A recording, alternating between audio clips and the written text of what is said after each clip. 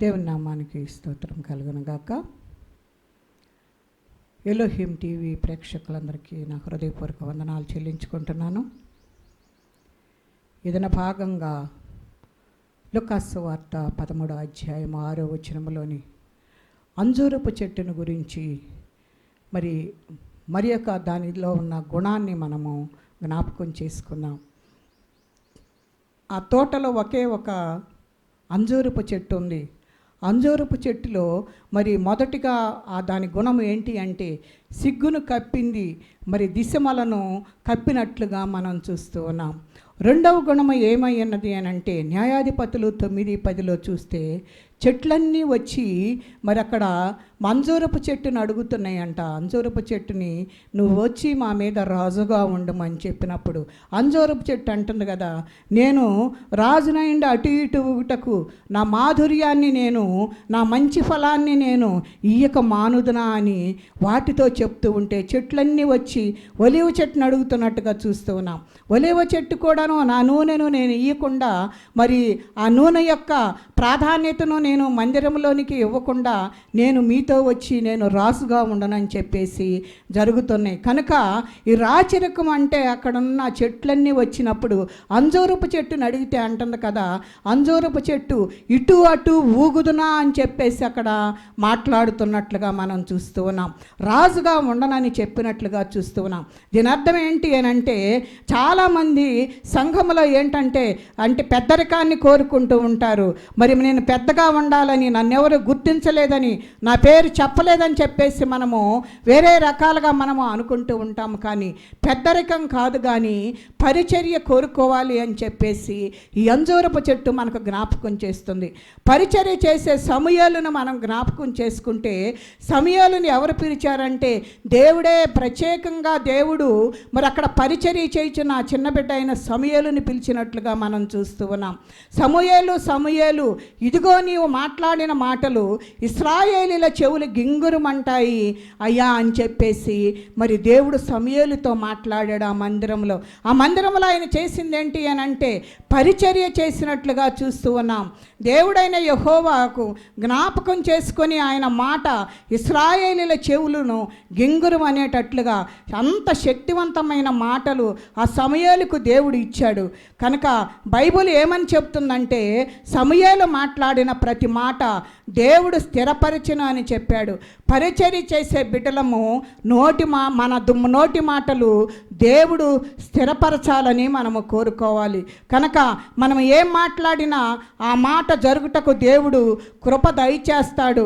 కనుక చాలామంది పరిచర్య అంటే ఇష్టం లేదు, కానీ సంఘంలో పెత్తనాన్ని కోరుకుంటూ ఉంటాం. కానీ పరిచర్య చేయాలి అని చెప్పేసి ఇక్కడ మాట్లాడుతూ ఉన్నాడు సమూయేలు. అందుకే పరిచర్య చేయటం బట్టి దేవుడు అతనితో మాట్లాడినట్లుగా చూస్తూ ఉన్నాం. కనుక ఇక్కడ అంజూరపు చెట్టు అంటుంది కదా, నా మాధుర్యమును నా మంచి ఫలములను నేను ఇయ్యకుండా మీ మీద నేను రాజుగా ఉండి అటు ఇటు ఊగుదునా అంటుంది. కనుక సైతానుని మనము జ్ఞాపకం చేసుకుంటే అటు ఇటు తిరిగే స్వభావము కలిగి ఉంది. కానీ దేవుని బిడ్డలమైన మనము అటు ఇటు తిరిగే స్వభావం మనము కలిగి ఉండకూడదని చెప్పేసి దేవుని వాక్యం మనకి సెలవిస్తూ ఉంది. కనుక దేవుని యొక్క దూతలు సాతాను కలుసుకుని పరలోకములో ఒక సమయం వచ్చినప్పుడు సాతాను దేవుని యొద్దకు వచ్చినప్పుడు అప్పుడు అడుగుతూ ఉన్నాడు సాతాని, నువ్వు ఎక్కడి నుండి వచ్చావంటే భూలోకంలో నేను అటు ఇటు తిరుగుతూ వచ్చానని చెప్తూ ఉంది. కనుక అతడు భూమి మీద అటు ఇటు తిరుగుతూ వచ్చానంటున్నాడు. కాబట్టి అంజూరపు చెట్టు అంటుంది కదా, నేను రాజుగా ఉండి నేను అటు ఇటు తిరగను, కానీ అది ఆ పరిస్థితి నాకు వద్దు, కానీ నేను నా మాధుర్యాన్ని నా మంచి ఫలములను ఇవ్వాలి అంతే తప్ప నేను వేరుగా రాజుగా ఉండి నా పని ఏంటి అని అంటే నేను పరిచర్య చేసేవాడిగా ఉంటానే, కానీ అది ఇతరులకు ఉపయోగపడే విధంగా నేను ఉంటాను, కానీ నేనైతే రాజుగా ఉండను అని చెప్పేసి మాట్లాడుతున్నట్లుగా మనము చూస్తూ ఉన్నాం. దేవుని మందిరంలో ఉన్న మన ప్రతి ఒక్కరము కూడాను మాధుర్యాన్ని పంచేవారిగా ఉండాలి. సంఘములో ఆ తీపిదనము సంఘములో ఇచ్చేవారిగా ఉండాలని మరి ఒక విశ్వాసిగా సంఘములో మరి మనము మన పరిస్థితులు ఎలా ఉండినప్పటికీ కూడాను మనలో ఉండే మాధుర్యమును, మనలో ఉండే తీపిదనాన్ని మరి ఇతరులకు పంచేవారిగా ఉండాలి. అది సంఘములో తెలిసేటట్లుగా ఉండాలి. ఎందుకంటే ఆ మాధుర్యమును మనం ఎలా పంచగలము అంటే ఒక ప్రార్థన ద్వారా మనం పంచగలం, ఒక మంచిగా మాట్లాడటం ద్వారా మనం పంచగలం, మరి మంచిగా ఉపవాసం చేయటం ద్వారా మన మాధుర్యాన్ని సంఘములో ఇతరులకు మరి పంచగలుగుతాము. కనుక మరి ఒక్కొక్కసారి ఒక్కొక్క వ్యక్తిని చూస్తే చాలా మంచిగా మాట్లాడతాడు, వినయముగా ఉంటాడు అని చెప్పేసి మనం అనుకుంటూ ఉంటాం. అంటే తన యొక్క పరిస్థితి ఏంటి అని అంటే, ఆ స్థితి రావటానికి గల కారణం ఏంటి అని అంటే తన మాధుర్యము మరి సంఘములో కనపరుస్తున్నట్లుగా మరి దేవుడు మనకు తెలియజేస్తూ ఉన్నాడు. కనుక మనము మాధుర్యమును పంచేవారుగా ఉండాలి, కానీ పెత్తనాలు చేసుకుంటూ పోతే ప్రయోజనం ఏమీ కూడా రాదు. అసలు పెత్తనం చేయటం కంటే పరిచర్య చేయటమే చాలా ముఖ్యమని చెప్పేసి మరి ఇక్కడ ఈ వాక్య భాగం ద్వారా మనకు తెలుస్తూ ఉంది. కనుక మన మంచి ఫలములు మరి సంఘానికి ఇవ్వాలి అని అంటే ఈ అంజూరపు చెట్టులాగా మనము ఆ పెత్తనాలు అనేవి తీసుకొనకుండా మనలో ఉన్న ప్రతి ఫలమును కూడాను మన సంఘంలోని వారికి పంచేవారిగా ఉండాలని చెప్పేసి దేవుడు మనతోటి మాట్లాడుతున్నాడు.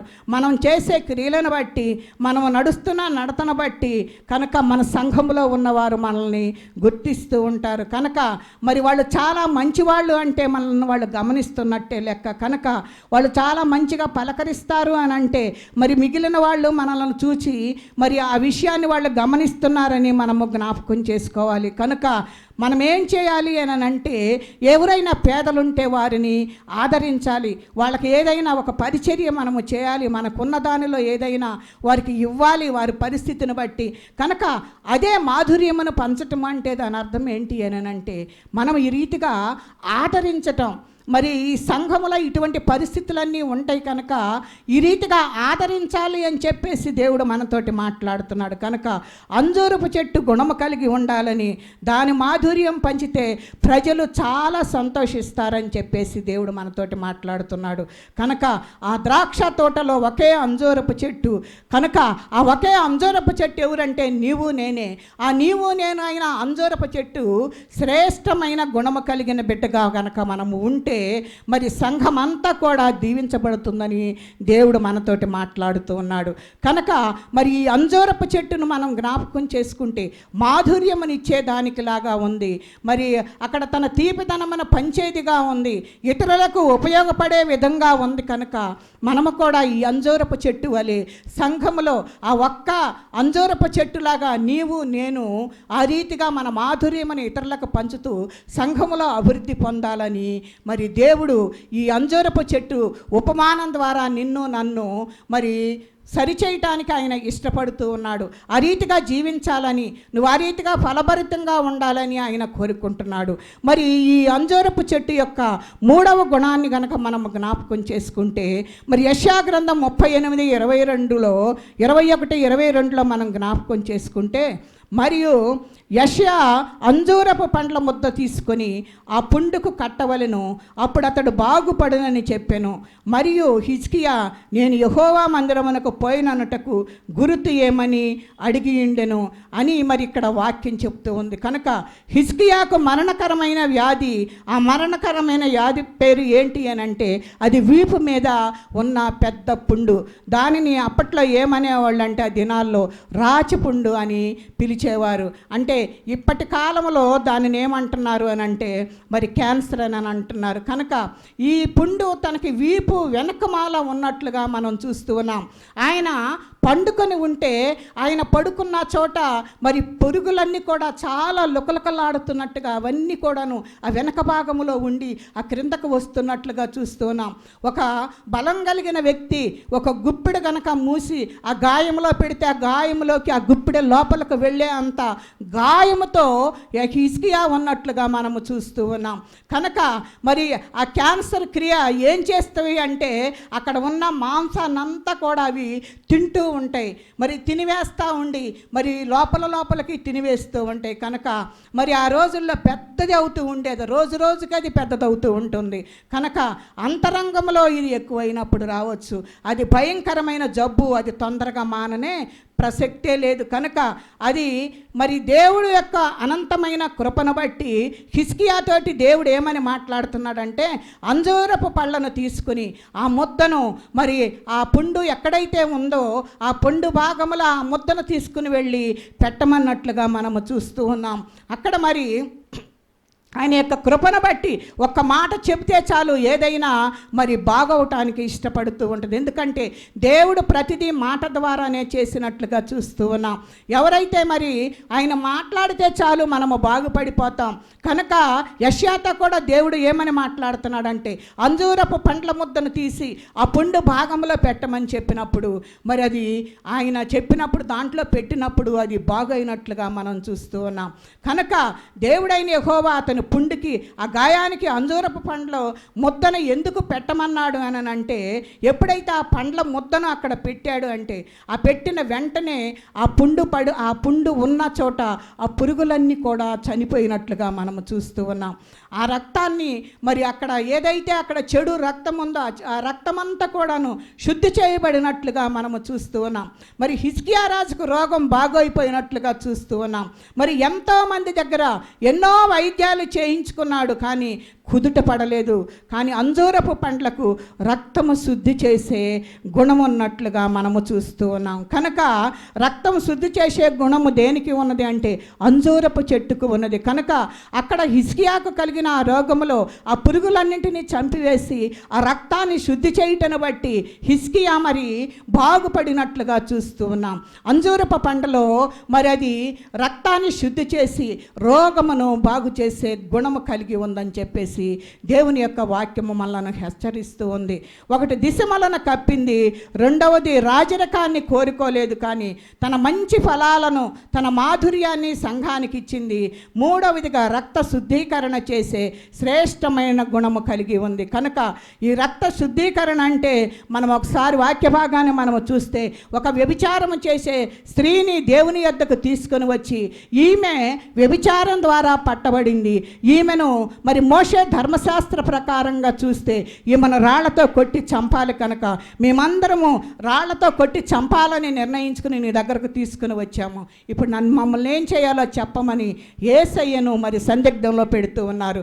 అటువంటి సమయంలో యేసయ్య ఏమన్నాడంటే, సరే మీకు ఇష్టమైనట్లు అలాగే చేయండి, కానీ దానికంటే ముందుగా మీరు ఎవరైతే మీ హృదయములలో పాపము లేని వారిగా ఉంటారో వారు ముందుగా రాయి వేయొచ్చు అని చెప్పేసి మరి అక్కడ వారితోటి మాట్లాడుతున్నట్లుగా మనం చూస్తూ ఉన్నాం. కనుక ప్రభు ఆ మాట చెప్పి మరి ఉన్నప్పుడే వాళ్ళు ప్రతివాడు కూడాను వారు తమ హృదయాల్లోనికి సరి చేసుకుంటున్నారు, వారి హృదయాల్లోనికి తొంగి చూసుకుంటున్నారు.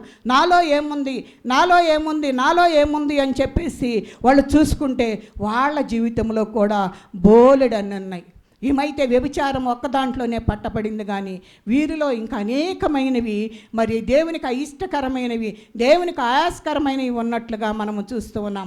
కనుక ఆ రాళ్ళన్నీ కూడా అక్కడ క్రింద పడవేసి వెళ్ళిపోయినట్లుగా చూస్తూ ఉన్నాం. మరి వెంటనే ఆ స్త్రీ ఒక్కతే అక్కడ నిలబడి వణుకుతూ ఏడుస్తూ ఉంటే చాలా బాధపడిపోతుంది.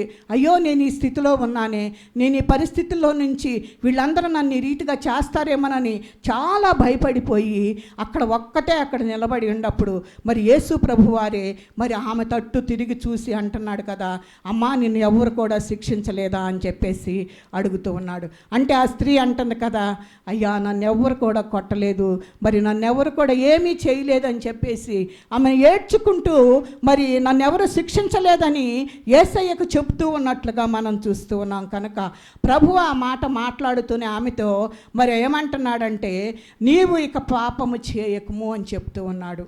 ఎప్పుడైతే ఆయన ఆ మాట అన్నాడో ఆమెలో ఉన్న పాపము యొక్క కోరికలన్నీ కూడాను కాలిపోయినట్లుగా చూస్తూ ఉన్నాం. అంజూరపు పండ్ల ముద్ద హిజ్కియా గాయం మీద పెట్టినప్పుడు దానిలో క్రిములన్నీ చచ్చిపోయి రక్తము శుద్ధీకరణ అయినదో, యేసయ్య మాట వింటూనే ఆ తల్లిలో ఉన్న పాప లక్షణాలన్నీ కూడా చచ్చిపోయి పశ్చాత్తాపం పడి మరి ఒక్కసారిగా క్షమించయ్యా అని చెప్పేసి అనటానికి అక్కడ మరి సమయం దొరికినట్లుగా చూస్తూ ఉన్నాం. నేను ఇక తప్పు చేయను అని ఏడుస్తూ ఉంది, పశ్చాత్తాపడుతూ ఉంది. యేసు ప్రభు మాట వలన ఒక వ్యక్తి రక్తం శుద్ధీకరించే శక్తి ఉంది కనుక మరి అలాగే అంజూరపు పండును కూడాను మనము ఆ పండు లాంటి అనుభవంలోనికి మనము వస్తే అది మన శరీరంలో ఉన్న రక్తమును కూడా శుద్ధి చేయటానికి ఇష్టపడుతూ ఉంది కనుక ప్రభు అయిన యేసుక్రీస్తు వారు ఆ మాట్లాడిన ఆ మాటకు ఆ వ్యక్తిలో ఉన్న ఆ పాప శాపములన్నీ కూడాను కాలిపోయినట్లుగా చూస్తూ ఉన్నాం. ఆమె రక్తము శుద్ధీకరించబడినట్లుగా మనము చూస్తూ ఉన్నాం కనుక మనం మాట్లాడితే కోపంగా ఉండేవాళ్ళు కోపం లేకుండా ఉండాలి. మనం మాట్లాడితే మోసాలు చేసేవాళ్ళు మోసాలు చేయకుండా ఉండాలి. కనుక నువ్వు అంజూరపు చెట్టులాగా ఎంతోమందికి మీరు మరి మనుషులకు మనం ఉపయోగపడేవారుగా ఉండాలి అని చెప్పేసి దేవుడు మనతోటి మాట్లాడుతున్నాడు. మనం ఏదైనా ఒక మాట మాట్లాడినప్పుడు, ఏదైనా చేయరాని పనులు వాళ్ళు చేస్తూ ఉన్నప్పుడు మనము మాట్లాడినప్పుడు వారు ఆ పనులు మానుకోవాలి. అప్పుడు మరి వారు రక్తము శుద్ధీకరించబడుతుంది. ఎవరైనా మనం చెప్పిన మాటలు విని మీరు ప్రార్థన చేయటం బట్టి నేను ఈ రీతిగా అయ్యానని ఒక మాట ఎవరైనా మనతోటి సాక్ష్యం పంచుకున్నారు అని అంటే మనము మాట్లాడిన మాట మనము మాట్లాడటం కాదు, కానీ ప్రభు అయిన యేసుక్రీస్తు వారే మాట్లాడుతూ ఉన్నారు కనుక వారు ఏం చేస్తారంటే వాళ్ళ పాపంలో నుంచి వాళ్ళు ఆ పాపాన్ని విడిచిపెట్టి మరి ప్రభు దగ్గరకు వచ్చి ప్రభువుతోటి కలిసి ఉండటానికి వాళ్ళు ఇష్టపడుతూ ఉంటారు కనుక మనందరము ఏం చేయాలి అని అంటే మాట్లాడేవారిగా ఉండాలి. అది ఎలా మాట్లాడాలంటే మనం మాట్లాడేటప్పుడు మరి జాగ్రత్తగా మాట్లాడాలి, వాళ్ళతోటి సమాధానకరంగా మాట్లాడాలి. మరి ప్రభువు కూడా మనతో మరి నీకు సమాధానము కలుగునుగాక అంటున్నాడు. అమ్మా నువ్వు సమాధానము గలదానవై వెళ్ళని అంటున్నాడు సమరయ స్త్రీతోటి. ఎందుకు అని అంటే ఆమె కూడా భయపడుతూ తన చెంగును పట్టుకుంది. ఎప్పుడైతే తన చెంగును పట్టుకుందో వెంటనే ఆయనలో నుండి ఆ ప్రభావం వెళ్ళిపోయినట్లుగా ఉండి నన్ను ఎవరో ముట్టి ఉన్నారని చెప్పేసి ప్రభువు మాట్లాడుతూ ఉన్నాడు కనుక ఆ రక్తధార కట్టినట్లుగా మనం చూస్తూ ఉన్నాం.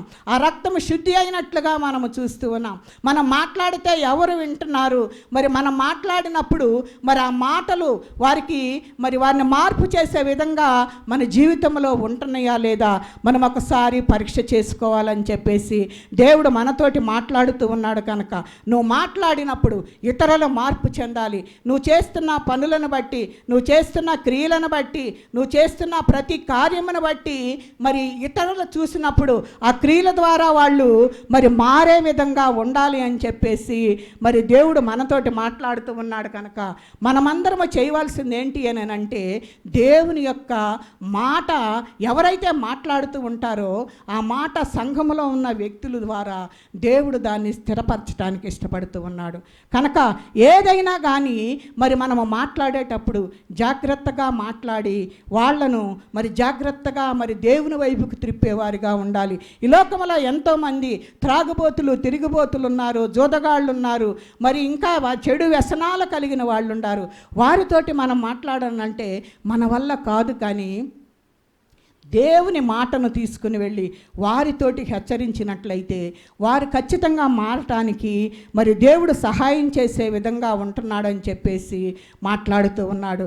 మరి హిజ్కియాను మరి ఏ రీతిగా శుద్ధి చేశాడు అని అంటే అంజూరపు పండ్ల ఆ ముద్దను తీసుకుని తన మరి యొక్క ఆ పుండు భాగంలో పెట్టమని మరి దేవుడు మాట్లాడుతూ ఉన్నాడు కనుక అంజూరపు పండ్లలో అటువంటి విలువైన మరి గుణగణాలు కలిగి ఉన్నాయి.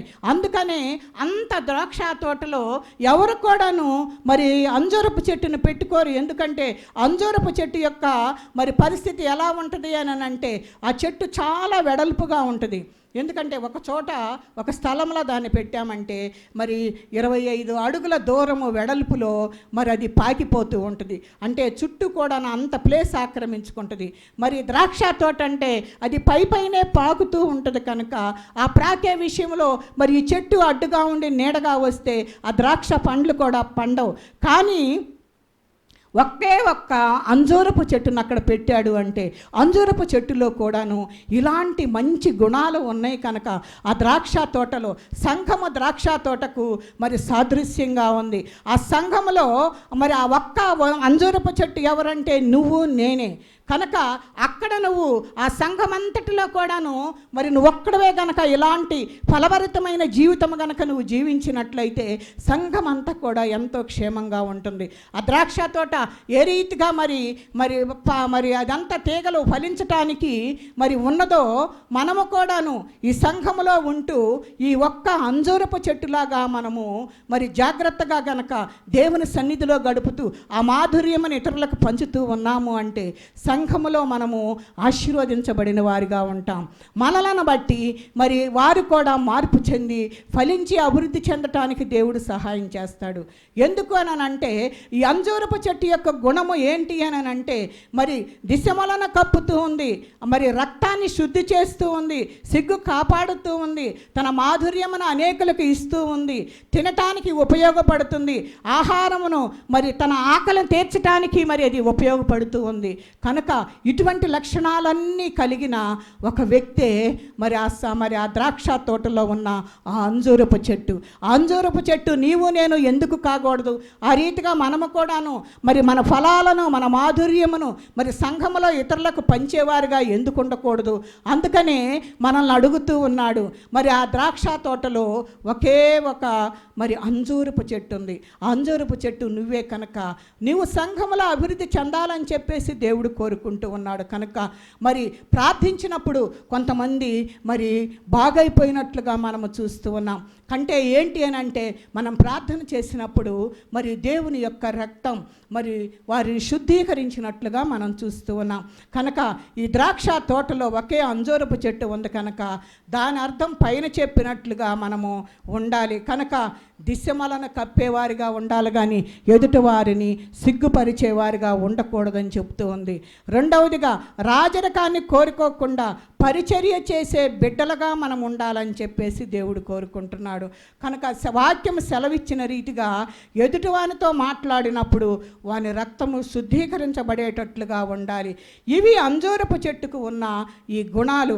కనుక ఈరోజు ద్రాక్ష తోట అని చెప్పబడిన ఈ సంఘములో నీవు నేను అంజూరపు చెట్టులాగా ఉంటే ఎంత మేలు మనం అనుభవిస్తామనంటే ఈ రీతిగా అనేకులకు ఉపయోగపడేవారిగా ఉంటామని దేవుని యొక్క వాక్యము మనలను హెచ్చరిస్తూ ఉంది. కనుక మనందరము కూడాను యేసయ్య రాబోతూ ఉన్నాడు కనుక మరి యేసయ్య వచ్చేటప్పటికి ఇలాంటి ఫలభరితమైన జీవితము మనలో ప్రతి ఒక్కరికి ఉండాలని చెప్పేసి దేవుడు మనతోటి మాట్లాడుతూ ఉన్నాడు. కనుక మనందరము కూడా ఏం చేయాలి అని అంటే దేవునితో సహవాసము కలిగి దేవుని యొక్క మరి ఏ పరిస్థితుల్లో దేవుడు మనల్ని ఈ రీతిగా చేశాడో ఆ రీతికి తగినట్లుగా తగిన ఫలాలను మనం ఫలిస్తున్నామా లేదా అనేది ఒకసారి మనం జ్ఞాపకం చేసుకుంటూ దేవునితో నడవాలి అని చెప్పేసి దేవుడు కోరుకుంటూ ఉన్నాడు. కనుక మనందరము కూడా మరి ఈ ద్రాక్ష తోటను గురించి కూడా మనము జ్ఞాపకం చేసుకోవాలి. యోహాను సువార్త 15వ అధ్యాయము 6వ వచనములో చూస్తే 5వ వచనం నుండి చదువుకుందాం.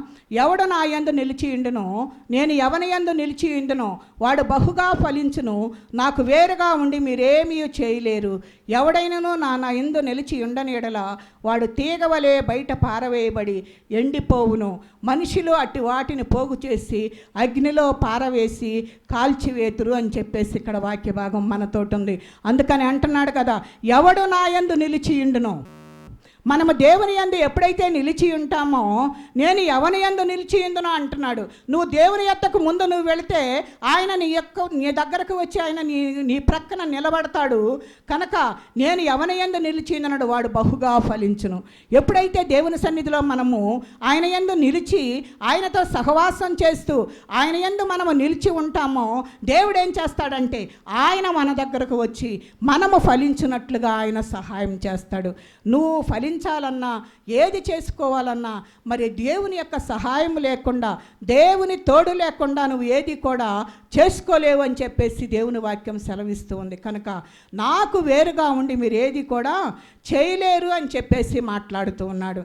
కనుక మనము ఈ వాక్య భాగం ద్వారా నేర్చుకోవాల్సింది ఏంటి అంటే దేవునితో అంటుకట్టబడాలి. ఆ యొక్క ద్రాక్ష తీగలతోటి మనము అంటుకట్టబడాలి. అంటే దేవుడు మరి చెట్టులాగా ఉన్నాడు, దాని మరి ఆ తీగలలోనికి మనం అంటుకట్టపడాలి అని చెప్పేసి దేవుడు కోరుకుంటున్నాడు. కనుక మరి నీవు నిలిచి ఉంటున్నావా లేదా మనము ఒకసారి వాక్య భాగం ద్వారా జ్ఞాపకం చేసుకోవాలి. ఎవడైనను నా యందు నిలిచి ఉండని ఎడల వాడు తీగ వలె బయట పారవేయబడని అంటున్నాడు. ఒకవేళ ఆ ద్రాక్ష తీగలలో నుంచి మనము ఒకవేళ కత్తిరించబడి బయటకు వెళ్ళిపోయామనుకోండి, వాడి ఎన్నటికి కూడా ఫలింపడు. వాటి వలన ప్రయోజనం అంటూ ఏమీ లేదు. కానీ వాటి ద్వారా వచ్చిన ఏంటి అని అంటే అది నరికివేయబడి మరి మంటలలో అగ్నిలో వేయటానికి తప్ప ఆ తీగ దేనికి కూడా పనికిరానట్లుగా మనం చూస్తూ ఉన్నాం. కనుక మనుషులట్టి వాటిని పోగు చేసి ఏం చేస్తారంట, అగ్నిలో వేస్తారని చెబుతూ ఉన్నాడు. కనుక మనం అగ్నిలోనికి వెళ్ళేవారిగా ఉండకూడదు, కానీ దేవుని ద్వారా దీవించబడి దేవునితో అంటుకట్టబడి దేవుని యొక్క మరి ఆశీర్వాదములన్నీ మనం అనుభవిస్తూ ఫలించే రీతిలో ఉండాలి అని చెప్పేసి దేవుడు కోరుకుంటూ ఉన్నాడు. మరి మనము ఈ వాక్యమును వింటూ ఉన్నాము, కానీ దీనిలో ఉన్న గుణములన్నీ మనకు ఉన్నాయా లేవా అనేది మనం ఒకసారి జ్ఞాపకం చేసుకోవాలని దేవుని వాక్యం మనను హెచ్చరిస్తూ ఉంది. కనుక అసలైన వ్యవసాయకుడు ఎవరు అని అంటే అక్కడ వ్యవసాయం చేసే వ్యక్తి మరి మనం జ్ఞాపకం చేసుకుంటే, నేను నిజమైన ద్రాక్షావళిని, నా తండ్రి వ్యవసాయకుడు, నాలో ఫలింపని ప్రతి తీగను తీసి పారవేయమని చెప్పేసి అంటున్నాడు. కనుక ఆయన నిజమైన వ్యవసాయకుడుగా ఉన్నాడు. నీ హృదయం అనే పొలాన్ని దున్నే వ్యక్తి ఎవరంటే ప్రభు అయిన యేసుక్రీస్తు వారే. ఆయన నీ హృదయాన్ని దున్నినప్పుడు దాంట్లో ఉన్న రాళ్లను అన్నిటిని కూడా ఏరి పారవేస్తాడు. కనుక అవన్నిటిని శుభ్రం చేసి నీలో ఉన్న ముళ్ళను మరి గచ్చపొదలు ఏమైనా ఉన్నాయేమో, ఇంకా పనికిరానివి ఏమైనా ఉన్నాయేమో అవన్నీ కూడా నువ్వు తీసి పారవేసి నిన్ను చదును భూమిగా చేసి చక్కగా మరి పంటకు యోగ్యమైన రీతిగా ఆయన తయారు చేయడానికి ఇష్టపడుతూ ఉన్నాడు. ఎందుకంటే వ్యవసాయదారుడు ఎప్పుడు కూడాను ఆ పొలమును చక్కగా దున్ని పదును చేసి ఆ రీతిగా మరి చేయటానికి ఆయన ఇష్టపడుతున్నాడు. కనుక నీ హృదయం అనే మరి ఆ నేలను దేవుడు దున్నటానికి ఇష్టపడుతున్నాడు. నువ్వు ఫలభరితంగా ఉండాలని దాంట్లో పెట్టిన ఆ తీగ ఫలించాలని ఆయన కోరుకుంటూ ఉన్నాడు. కనుక ద్రాక్ష తోట అని చెప్పబడిన మరి సంఘములో మనము అంజూరపు చెట్టులాగా ఉంటే ఎంత మేలు దేవుడు దయచేస్తూ ఉంటాడు. కనుక యేసయ్య రాబోతూ ఉన్నాడు. ఆ కృపగలగా దేవుని ఎదుట మరి నీ మాట ద్వారా అనేక మంది శుద్ధీకరించబడటానికి, వాక్యం ద్వారా మరి మనలో ఉన్న దుర్గుణాలన్నీ కూడాను మరి బయటకు తీసుకొని రావటానికి, మరి సంఘంలోనే మరి ద్రాక్ష తోటలో అంజూరపు చెట్టుగా నీ ఉండి మరి ఆ రీతిగా ప్రతి ఒక్కరిని కూడా శుద్ధీకరించే పరిస్థితులన్నీ దేవుడు మనకు అనుగ్రహించాలని కోరుకుందాం. మరి అట్టి కృప పరిశుద్ధాత్మ దేవుడు మనకు తోడయ్యండి నడిపించునుగాక. మరి కొద్ది మాటలు దేవుడు మన వినికిడిలో దీవించి ఆశీర్వదించునుగాక. చిన్న ప్రార్థన చేసుకుందాం. పరిశుద్ధుడా, ప్రేమ కలిగిన తండ్రి, నీ వందనాలు నాయన. ఇంతవరకు నీ కృపను బట్టి నాయన ఈ అంజూరపు చెట్టులో ఉన్న గుణ లక్షణాలను మేము జ్ఞాపకం చేసుకున్నాం. ఆ చెట్టులో ఉన్న ఆ గుణములన్నిటినీ ప్రభువా మేము కూడా సంఘములో అనేకులకు నాయన ఇవ్వటానికి కావలసిన కృపను విడుదల చేయండి. చూచుచున్న బిడ్డలకు మీరు దయచేయండి ప్రభువా. వినుట మాత్రమే కాదు కానీ దాన్ని గ్రహించువారిగా ఉండునట్లు, ఆ రీతిగా నేను ఉంటున్నానా లేదా అనే స్వపరీక్ష చేసుకోవటానికి సహాయం చేయండి. మీరైతే మమ్మలను నాయన మా హృదయాన్ని దున్నుతూ ఉన్నారు, సరిచేస్తూ ఉన్నారు, దాంట్లో ఏమైనా ఉంటే తీసివేస్తూ ఉన్నారు. కనుక నాయన ఆ మొక్క నాటినప్పుడు ప్రభువ ఫలభరితంగా ఉండినట్లు మమ్మలను, మా కుటుంబాలను, మా సంఘాలను తీర్చిదిద్దండి. ఆ రీతిగా ఫలభరితమైన జీవితాన్ని ప్రభువ మాకందరికీ అనుగ్రహించండి. ఈ రీతిగా ప్రభువ నాయన మేము సంఘాలలో చేయుటకు కావలసిన కృపను మీరు విడుదల చేసి ప్రతి ఒక్కరము కూడా ఆ మాధుర్యమును అనేకులకు పంచినట్లుగా, అనేకుల రక్తమును శుద్ధి చేయనట్లుగా, అనేకులను సిగ్గుపరచక వారిని కప్పువారుగా ఉండునట్లు మమ్మల్ని అందరినీ సరిచేసి సహాయం చేయమని యేసు పరిశుద్ధ నామమున అడిగి వేడుకుంటున్నాం తండ్రి. ఆమేన్. అందరికీ వందనాలు.